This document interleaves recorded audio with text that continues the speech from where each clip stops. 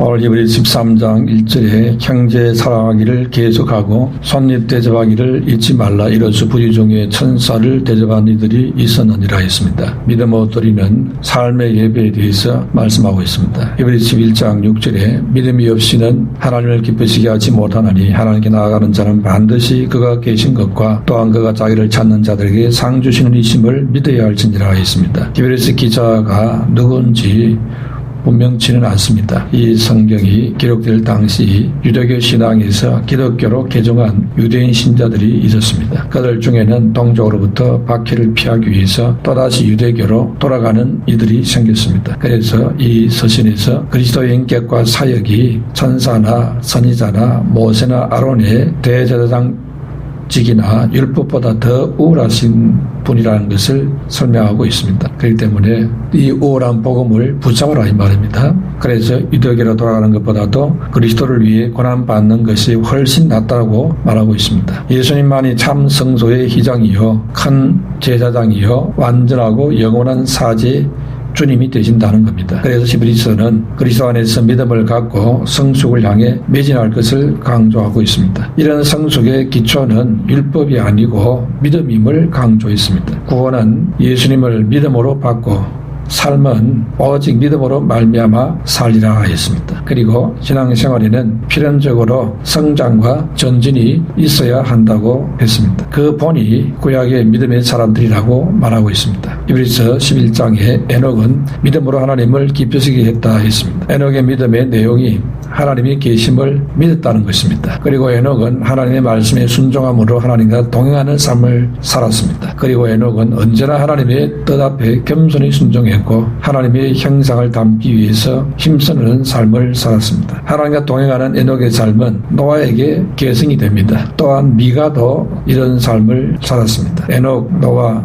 미가는 지속적인 순종으로 경건한 삶을 살았습니다. 에녹은 그런 삶을 300년 동안 유지했지요. 말세를 살아가는 우리들도 에녹과 같이 하나님을 기쁘시게 하는 신앙의 삶을 지속적으로 살아야 하는 것입니다. 이것을 본문에서 말하고 있습니다. 첫 번째로 형제와 이웃을 사랑하고 섬길 때에 하나님이 기뻐하신다 했습니다. 삶을 통해서 하나님의 형상을 따라 사는 것이 예배가 되는 것입니다. 하나님의 형상의 핵심은 사랑이 됩니다. 그러므로 성도가 하나님의 형상을 따라 사는 방법이 형제를 사랑하는 것입니다. 그래서 1절에 형제 사랑하기를 계속하고 했지요. 형제 사랑에 대한 권면은 어떻게 보면 당연한 권면이라고 여길 수도 있습니다. 그러나 그 당연한 형제 사랑이 우리에게 당연하지 않을 때가 많이 있습니다. 우리는 이미 부패에 타락한 자들이기 때문에 존재 자체로 충분히 사랑받을 만한 사람이 되지 못하는 수준으로 타락해버린 경우가 많습니다. 그래서 이 타락한 인간은 로마서 1장 21절에서 23절에 하나님을 알 때 하나님을 영원롭게도 아니하며 감사하지도 아니하고 오히려 그 생각이 허망하여지며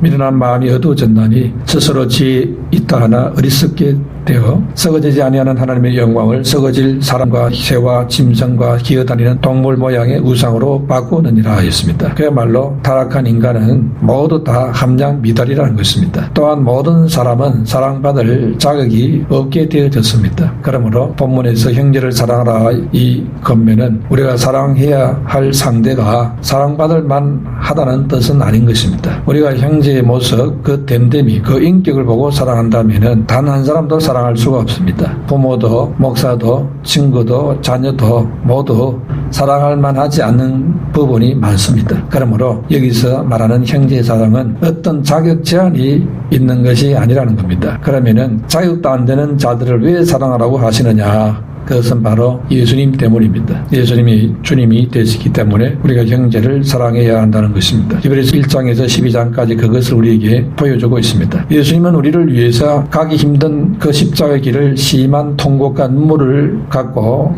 가셨습니다. 예수님은 그렇게 사랑스럽지도 않는 우리를 그럼에도 불구하고 사랑해 주셨던 것입니다. 그런 사랑을 우리가 바랐기 때문에 우리도 마음에 들지 않는 형제인다 할지라도 사랑하는 것이라는 겁니다. 물론 이런 사랑이 쉬운 것은 아닙니다. 아버지께 받은 재산을 다 탕진하고 돌아온 탕자가 분권의 하나로 받아달라면서 돌아왔습니다. 그런데 아버지는 다시 아들로 받아 주었습니다. 그 이후로 이 아들은 아마 분권들보다 더 열심히 일을 했을 것입니다. 우리가 형제를 사랑하는 것도 이와 같은 마음으로 하는 것입니다. 우리가 먼저 하나님께로부터 너무나 큰 사랑을 입었기 때문에 이상하고 마음에 들지 않는 형제가 한다 할지라도 굳이 사랑하는 것입니다. 2절에 손님 대접하기를 잊지 말라. 이로써 부지 중에 천사들을 대접한 이들이 있었느니라 했습니다. 초대교회는 손님 대접하는 일을 특히 강조했습니다. 감독의 자격에 디모데전서 3장 2절, 디도서 1장 8절에 보면 나그네를 대접하는 것이 있습니다. 초대교회에서 말하는 나그네는 주로 순회 복음 전도자들을 말하고 있습니다. 순회 전도자들이 경제적으로 열악했습니다. 그래서 이들을 도와주는 것이 대단히 필요했습니다. 손님을 대접하다가 천사를 대접하는 경우도 있다고 말씀하고 있습니다. 아브라함이 그랬습니다. 아브라함이 마물의 상설의 나무 아래 있을 때에 지나가는 나그네를 대접했는데 그들이 천사였습니다. 그 천사가 아브라함에게 1년 후에 아들이 있으리라 이 말씀을 전해주었습니다. 그리고 수님 여인도 지나가는 엘리사를 손님으로 지극히 대접했는데 나이 들어 늙었지만은 아들을 얻는 복을 받았습니다. 기드온은 나그네를 대접하다가 하나님의 사자를 만났습니다. 이스라엘을 구원하는 사사로 부름받게 되지요. 하나님께서는 손님 대접을 잘하는 자들에게 다가오셔서 복을 주신다는 것을 알 수 있습니다. 손님을 잘 대접하여 천사를 대접하고 하나님의 은혜와 복을 받은 이런 사람들처럼 손님 대접하는 믿음의 사람이 되시기를 축원합니다. 3절에 너희도 함께 갇힌 것 같이 갇힌 자를 생각하고 너희도 몸을 가졌은 적 학대받는 자를 생각하라 했습니다. 갇힌 자를 생각하라 했는데 예수님은 우리의 연약함을 친히 체휼하신 분입니다. 그와 우리도 고통당하는 자들의 고통을 생각하고 도우라는 것입니다. 고린도전서 12장 26절에 만일 한 지체가 고통을 받으면 모든 지체가 함께 고통을 받고 한 지체가 영광을 얻으면 모든 지체가 함께 즐거워하느니라 했습니다.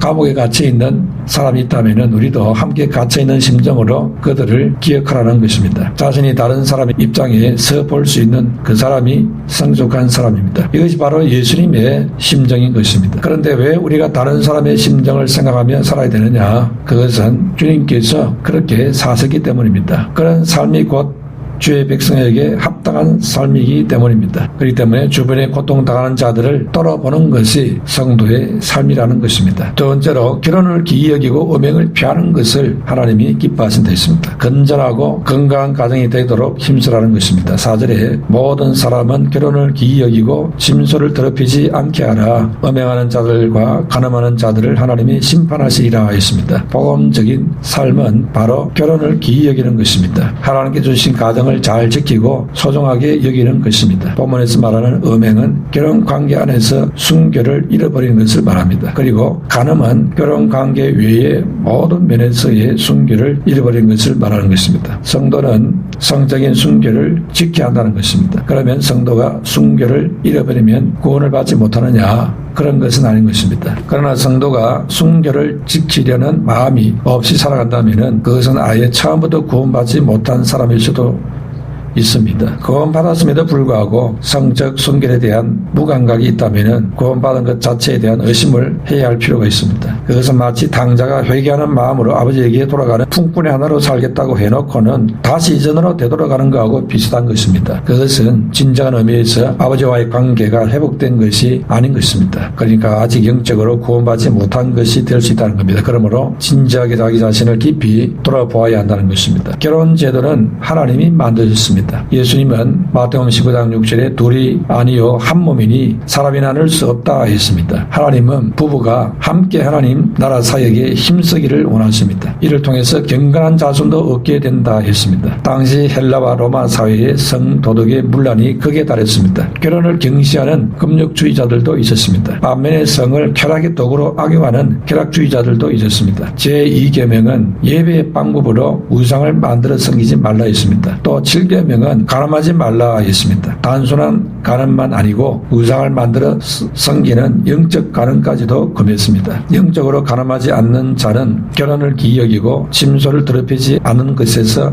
출발한다는 것입니다. 그래서 가정의 순결은 교회와 성도들의 중요한 징표가 되는 것입니다. 그리고 하나님이 직접 만들어주신 세 기관이 있습니다. 그것은 가정과 교회와 그리고 천국이 바로 하나님이 만드신 세 기관입니다. 이것은 하나님께서 직접 만들어주신 기관인 것입니다. 하나님은 에덴 동산을 창조하시고 처음에는 남자만 만들었습니다. 그래서 하나님은 아담이 홀로 지내는 모습을 좋게 보시지 않았다 했습니다. 그래서 아담을 위해서 여자를 만들어 결혼을 해 가정을 이루게 했습니다. 둘이서 행복을 창조해 가라는 것입니다. 그러려면 서로 섬기고 사랑하고 겸손하게 도와야 하는 것입니다. 이런 모습을 하나님이 보시면 하나님이 기뻐하시는 것입니다. 그래서 가정생활이 귀한 것입니다. 가정생활에서 가까이 있는 부부가 서로 어떻게 지내느냐 이것이 하나님 보실 때에 하나님의 뜻대로 사느냐 이것을 잘 보여주기 때문에 그렇습니다. 하나님의 형상인 사랑과 겸손과 섬김을 실습하는 가장 가까이 있는 대상인 것입니다. 그래서 이제 가정에서 사랑과 겸손과 섬김을 실천한 그 사람들이 모여서 교회가 되는 것이지요. 교회도 믿음의 과정과 같은 곳입니다. 그래서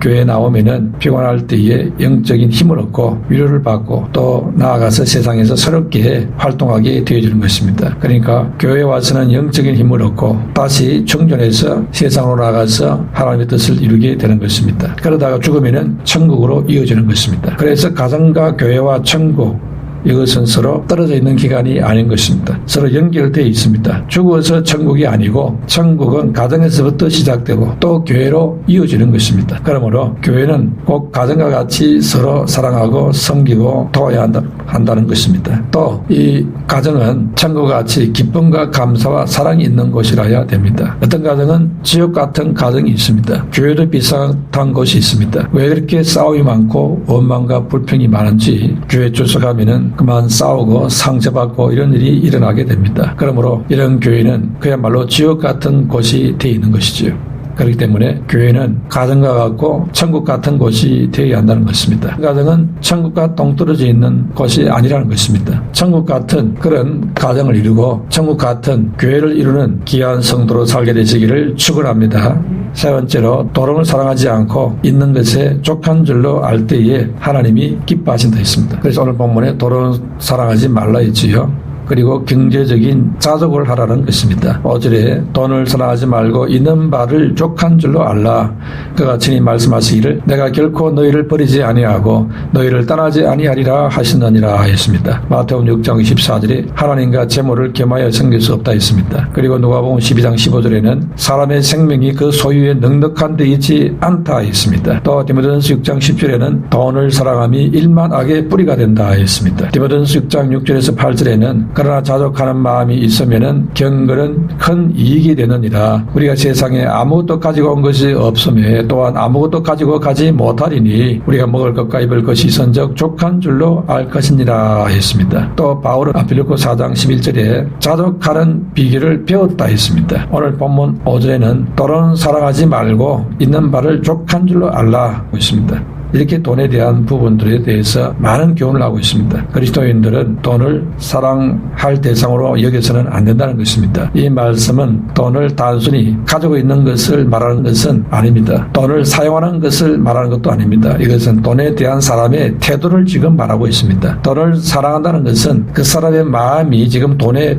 빼앗긴 상태를 말하는 것입니다. 돈이 마음의 1순위가 되어 있다 이거지요. 마음이 돈에 빼앗겨서 돈의 노예가 되어버린다는 것입니다. 그게 바로 돈을 사랑하는 상태인 것입니다. 돈을 사랑하게 되면 마음이 돈에 가 있기 때문에 돈을 의지하게 됩니다. 그때부터 돈은 그 사람의 의지가 되는 것이지요. 하나님의 의지가 되어야 되는데 왜 돈이 그 자리를 차지합니까? 그런 이게 우상이 되는 겁니다. 그래서 돈이 결국엔 그 사람 영혼을 빼앗고 돈이 그 사람의 생각을 결정하게 되고 돈이 행동을 결정하게 하는 것입니다. 히브리서 저자가 돈을 사랑하지 말라 한 것은 그만큼 그 시대 사람들이 돈을 의지하고 있다는 것입니다. 오늘 이 시대도 다를 바가 없지요. 예수님도 복음서에서 마태복음 6장 24절에 하나님과 재물을 겸하여 섬길 수 없다 했습니다. 바울도 디모데전서 6장 10절에 돈을 사랑함이 일만하게 뿌리가 되나니 이것을 탐내는 자들은 미혹을 받아 믿음에서 떠나 많은 근심으로서 자기를 찔렀도다 했습니다. 이렇게 히브리서 기자는 돈을 사랑하지 말라는 것을 강조하고 있습니다. 바울은 돈을 사랑하는 것이 지금 일만하게 뿌리가 된다고 했지 않습니까? 돈을 사랑하는 그 순간 그 사람은 모든 죄악을 저지를 수 있는 요소를 갖추고 있다는 것입니다. 뿐만 아니라 돈을 사랑하는 순간 그 사람은 돈의 유혹에 끌려서 믿음에서도 떠날 수 있게 된다는 것입니다. 또한 돈을 사랑함으로 많은 근심이 자기 영혼을 찌른다고 했습니다. 이렇게 돈을 사랑하는 것이 영적으로 얼마나 무서운지 성경은 우리에게 알려주고 있습니다. 야고보서는 돈을 사랑해서 돈을 통장에 쌓아두고 있는 것에 대해서 말씀하고 있습니다. 야고보서 5장 2절 3절에 너희 재물은 썩었고 너희 옷은 좀 먹었으며 너희 금과 은은 녹이 슬었으니 이 녹이 너희에게 증거가 되며 불같이 너희 살을 먹으리라. 너희가 말세에 재물을 쌓아도다 했습니다. 성도가 돈을 사랑해서 하나님을 사랑하는 신앙에서 멀어질 수 있습니다. 또 이 돈을 사랑해서 많이 쌓아나면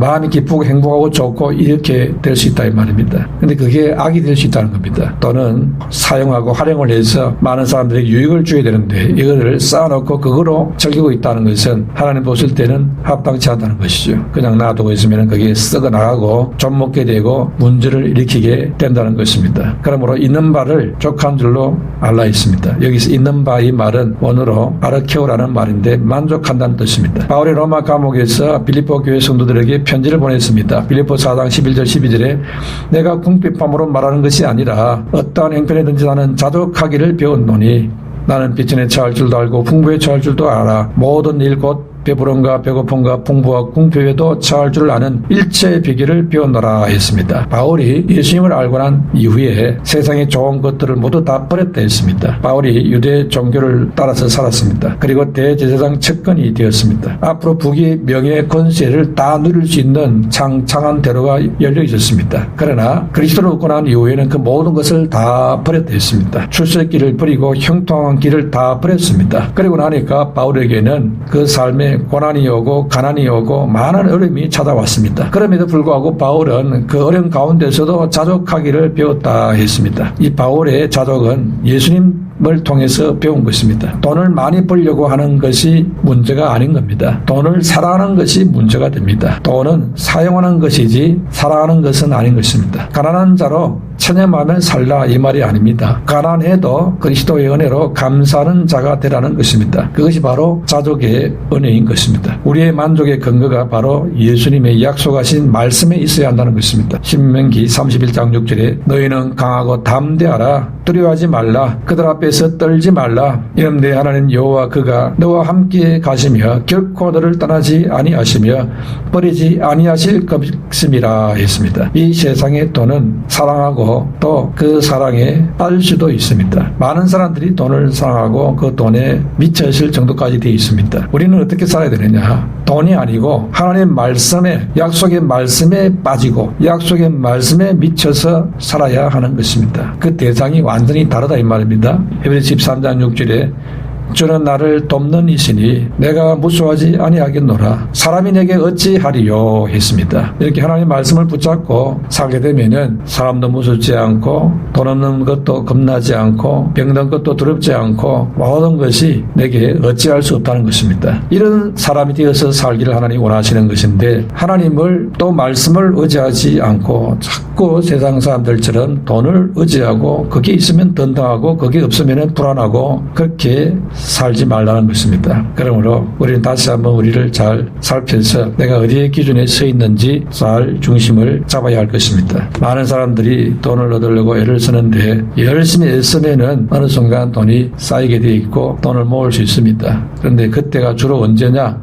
주로 머리가 희게 되고 건강이 사라지고 이제 세상 떠날 날이 며칠 남지 않았을 때에 주로 그때 이루어지게 됩니다. 부자들을 보십시오. 돈 많은 사람들이 대개 보면은 나이 든 사람 많습니다. 늙은 사람들이 많습니다. 젊은 사람들이 부자는 별로 많지 않습니다. 젊었는데 부자다 불행한 사람들이 많습니다. 젊었는데 돈을 많이 가졌다 절대 좋은 길로 갈 가능성이 별로 없습니다. 타락할 가능성이 거의 99.9%입니다. 그래서 대부분 다 잘못됩니다. 그래서 하나님께서는 가능하면은 우리 인생을 위해서 젊을 때 많은 돈을 잘 안 줍니다. 젊을 때 고생을 많이 하는 게 그게 이제 우리 복이 되기 때문에 고생을 많이 하고 합니다. 예를 들어서 나이 들어서 이제 재물을 얻게 되지요. 나이 들어 재물을 얻었는데 그 재물을 막 펑펑 잘 안 써요. 그 사람들은요. 왜? 성공을 그렇게 쉽게 한 사람들이 아니거든요. 고무신 신고 다니고 국수 먹고 다니고 이렇게 합니다. 돈을 함부로 안 씁니다. 그럼 보십시오. 돈 많이 버는 사람이나 돈 얻는 사람이나 먹는 게 별로 차이 없습니다. 오히려 돈 많이 버는 사람들이 잘 못 먹는다니까요. 뭐 국수나 먹고 이렇게 돌아다니는데 그걸 놓고 부자가 된 겁니까?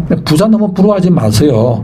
부자가 되려면은 어지간히 아주 독해야 됩니다. 아끼고 또 절약하고 먹는 것도 잘 안 먹고 입는 것도 잘 안 입고 이렇게 해야 돼요. 그런데 먹는 거 다 먹고 입는 거 다 입고 다 하고 이렇게 하면서 부자 되려는데 그게 되겠습니까? 잘 안 됩니다. 그게. 그러니까 있는 거를 족한 줄로 알고 감사하면서 살아라 이 말입니다. 그러면은 그게 최고의 축복입니다. 그럼 하나님께서 필요를 또 채워주시고 또 필요한 것을 공급해 주시고 이렇게 하는 거지요. 그래서 돈을 의지하려고 했는데 돈이 있어야 뭐 의지를 하지. 그러니까 내가 하나님 의지해야 되겠구나.